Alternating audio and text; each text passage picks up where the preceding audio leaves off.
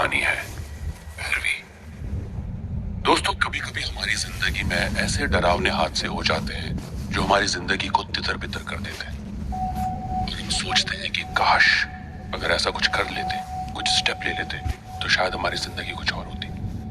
आज की कहानी ऐसी ही एक रहस्यमय घटना पर आधारित है जिसे सुनकर आप भी सोचने पर मजबूर हो जाएंगे। तो दोस्तों, ध्यान से सुनिए, रोंगटे खड़े करने वाली और खून जमा देने वाली इस कहानी को। पूजा को नए बंगले में शिफ्ट हुए लगभग 2 हफ्तों से ज्यादा हो चुके थे। उसके पति अनिल का ट्रांसफर कुछ हफ्ते पहले ही इस शहर में हुआ था। अनिल को यह बंगला सरकार की तरफ से तुरंत मिल गया था। बंगला काफी खूबसूरत था, काफी बड़ा भी था, लेकिन शहर की आबादी से थोड़ा दूर। उस बंगले के आसपास कुछ ही मकान बने हुए थे। पूजा का बेटा गोल्डी, जो 10 साल का था, उसे यह बंगला पहली नजर में पसंद आ गया था। लेकिन जब से पूजा ने इस बंगले में कदम रखा, उसे हमेशा अजीब सा महसूस होता रहा। उसके दिल में हमेशा एक खौफ समाया रहता। सारे पड़ोसी उसे अजीब नजरों से देखकर उससे दूरी बनाए रखते। उस रात डिनर के बाद पूजा अपने बेटे गोल्डी को सुलाकर अपने बेडरूम में आ गई। पूजा को गुमसुम देख अनिल ने मुस्कुराते हुए कहा, क्या बात है पूजा, आज बड़ी चुपचाप है। डिनर पर भी मैंने देखा तुमने ज्यादा बात नहीं की। सब कुछ ठीक तो है ना? अनिल, यहाँ के लोग थोड़ा अजीब नहीं है? मतलब अब शायद हम नए हैं इस जगह पर, इसलिए ऐसा बर्ताव कर रहे हैं, या वो लोग ऐसे हैं। मुझे बड़ी अजीब सी नजरों से देखते हैं हमारे सारे पड़ोसी। पूजा की बात सुनकर अनिल हंसते हुए बोला, बस इतनी सी बात, और इसलिए तुम इतना परेशान? मुझे लगा यार पता नहीं कैसी बात है, क्या बात है जिसने तुम्हें इतना परेशान कर रखा। छोड़ो ये सब, इग्नोर करो उनको। ऐसी बात नहीं है अनिल, मैंने देखा है वो लोग मुझसे और गोल्डी से भी बहुत अच्छे से बात नहीं करते हैं। इनफैक्ट बात करने से भी कतराते हैं। पूजा, तुम बहुत ज्यादा सोच रही हो। नए नए लोग हैं, घुलने मिलने में टाइम लगता है। वक्त के साथ सब ठीक हो जाएगा। चलो सो जाओ। इतना कहकर अनिल सो गया, मगर पूजा की आंखों में नींद कोसों दूर थी। काफी रात के बाद पूजा की आंख लग गई थी कि तभी उसकी कानों में किसी की फुसफुसाहट की आवाज सुनाई दी। पूजा ने जब फुसफुसाहट को गौर से सुना तो पूरी तरह से चौंक गई। आवाज उसके बेटे गोल्डी की थी। गोल्डी किसी से बातें कर रहा था। पूजा अपने बेडरूम से उठकर सीधे गोल्डी के कमरे में आ गई।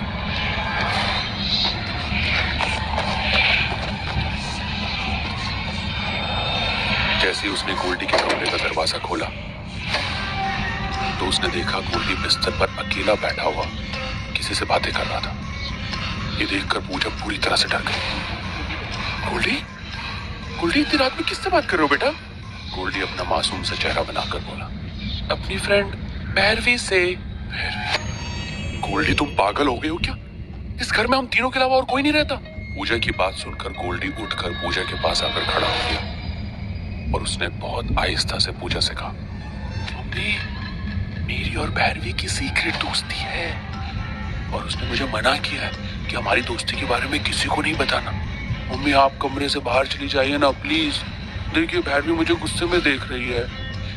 गोल्डी की बात सुनकर पूजा पूरी तरह से घबरा गई और उसे भी अचानक महसूस होने लगा कि उन दोनों के अलावा कमरे में कोई और मौजूद है। डर के मारे पूजा के रोंगटे खड़े हो गए और वो डरी सहमी चुपचाप अपने बेटे के कमरे से बाहर निकल आई। अगली रात डिनर की टेबल पर उसने यही बात अपने पति अनिल को बताई और अनिल जोर जोर से हंसने लगा। पूजा, गोल्डी छोटा है, अक्सर बच्चे इस उम्र में अकेले अकेले बातें करते हैं, अपने इमेजिनरी फ्रेंड बना लेते हैं, और जब तुम अचानक उसके कमरे में चली जाओगी तो बच्चा कोई ना कोई बहाना तो बनाएगा ना।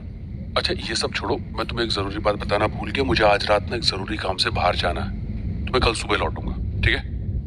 इतना कहकर अनिल काम के लिए निकल गया। रात हो गई थी। गोल्डी अपने कमरे में सो रहा था। पूजा का कमरा गोल्डी के कमरे के ठीक बगल में था। पूजा कमरे की खिड़की से शीशे की तरफ मुंह किए हुए सोच रही थी कि अचानक उसने शीशे में एक काली परछाई को गुजरते हुए देखा। पूजा के पैर डर से वहीं जम गए। तभी उसने महसूस किया कि गोल्डी के कमरे का दरवाजा अपने आप खुल गया और वो परछाई उसके अंदर चली गई। ये देखकर पूजा की हलक से चीख निकल गई। उसने तुरंत अपने पति अनिल को फोन लगाया। अनिल ने कॉल रिसीव कर लिया और पूजा ने एक ही सांस में कांपते हुए अनिल को सारी घटना बता दी। अनिल पूजा पर भड़क गया। उसने पूजा को डांटा और कहा उसे काम करने दे और वो कल सुबह ही तक वापस आ पाएगा। और ये कहकर अनिल ने कॉल काट दिया। पूजा दोबारा फोन मिलाना चाहती थी, लेकिन तभी उसे गोल्डी की चीखने की आवाज सुनाई दी। पूजा दौड़ती हुई गोल्डी के कमरे में पहुंची, मगर उसने देखा कि गोल्डी अपने कमरे से गायब था। पूजा पागलों की तरह गोल्डी को आवाज लगाने लगी, मगर उस सुनसान बंगले में पूजा की आवाज लौटकर पूजा के पास आ जाती। तभी उसके कानों में बंद पड़े नीचे बेसमेंट से गोल्डी की आवाज टकराई। पूजा दौड़ती हुई नीचे बेसमेंट में पहुंच गई, मगर सामने का मंजर देखकर पूजा के होश फाख्ता हो गए। उसने देखा कि उस बेसमेंट में बहुत से लोग मौजूद थे। बेसमेंट की लाइट्स ऑन थी और एक लड़की ब्लैक गाउन पहने उसके बेटे गोल्डी का हाथ पकड़ी हुई थी। पूजा कपकपाते हुए बोली, कौन हो तुम लोग? ये सब क्या हो रहा है? पूजा की बात सुनकर गाउन वाली लड़की मुस्कुराकर बोली, मैं ही तो तुम्हारे बेटे गोल्डी की दोस्त। गोल्डी बेटा इधर आओ, इन लोगों के पास खड़े मत हो, आ जाओ, मम्मा के पास आ जाओ। पूजा ने नोटिस किया कि उसकी बात सुनकर गोल्डी के चेहरे पर गुस्सा झलकने लगा और वो गुस्से में बोला, नहीं, मैं अपनी फ्रेंड को छोड़कर अब आपके पास नहीं आऊंगा। मुझे यहाँ पर बहुत अच्छा लगता है मम्मा। तभी उस लड़की ने मुस्कुराते हुए पूजा की ओर देखकर कहा, घबराओ मत, गोल्डी अब तुम्हारे पास कभी नहीं आएगा, लेकिन तुम भी यहाँ से कभी वापस नहीं जा पाओगी। उस लड़की ने इतना कहा था कि अचानक उन सबके चेहरे देखते ही देखते भयानक हो गए। भैरवी का चेहरा भी किसी डायन में तब्दील हो गया था।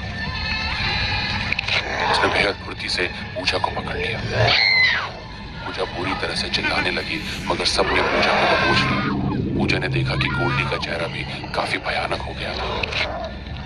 अचानक भैरवी ने गोल्डी की तरफ देखकर कहा, ठीक है माय फ्रेंड, ये चाहो और खा तो इसका गला, तुम्हें और हमें, हम सबको इसका खून पीना है।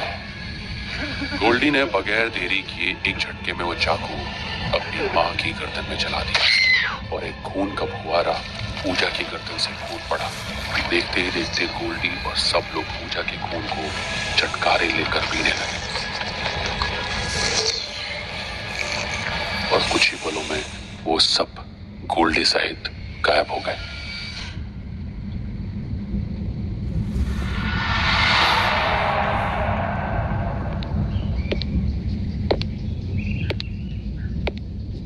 अगली सुबह जब अनिल वापस आया तो उसने अपनी पत्नी और बेटे को वहां पर नहीं पाया। उसने मोहल्ले वालों से भी पूछताछ की, मगर सबने यही कहा कि हम में से किसी ने उसको नहीं देखा। तभी एक घर से एक बुजुर्ग महिला निकलकर अनिल के सामने आकर बोली,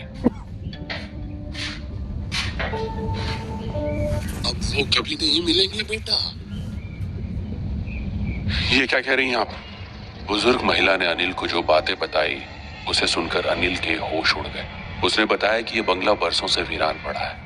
आज से 50 साल पहले एक लड़की कुछ लोगों को यहाँ रहने के लिए लेकर आई थी, जिन्हें वो अपना रिश्तेदार बताती थी। उस वक्त ये एरिया लोगों से आबाद था। उस लड़की के आने के बाद इस मोहल्ले में अचानक बच्चे और जवान गायब होने लगे। मोहल्ले वालों को उस पर शक हो गया। किसी को पता नहीं था कि वो कौन थी, कहां से आई थी। एक रात सभी लोग इस बंगले के अंदर घुस गए। उन्हें बेसमेंट के अंदर किसी की चीखने की आवाज सुनाई दी थी। वो सब बेसमेंट के नीचे भागे तो वो लड़की अपनी भयानक शक्ल से किसी जिंदा इंसान का खून पी रही थी। उन सब ने बेसमेंट के अंदर आग लगा दी।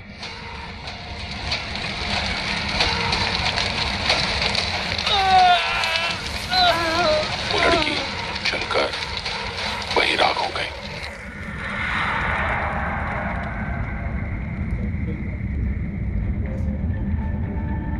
मगर उसके बाद भी लोगों के गायब होने का सिलसिला नहीं थमा।